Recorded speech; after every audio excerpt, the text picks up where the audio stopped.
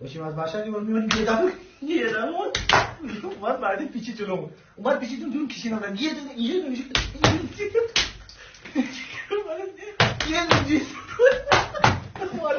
بابول گرفتم راحت رسیدیم به دست اندازه زنگ می‌کشیم اما می‌رفتیم که خیلی سرعت زیاد شد یه صورت شد این چیکار بکنه از این دنده همین داشتیم کردیم یهو من گفتم اومدم دنده کشتم داشتیم داشتیم اصلا کپی رکتن کپی رکتن آی بابا این کپی رکتن یه بار کپی رکتن بعد ایستادم آقا چیه مگه آقا چیه مگه من چیکار کردم گفتش که هیچی فقط واسه مدرک دست کردم که مدرک رو درم بودم مدرک چیزی میخواد گفت نه من چیزی نمیخوام خواست من جمعی کنم من دست کردم چی گفت یهو مدرک رو درم بودم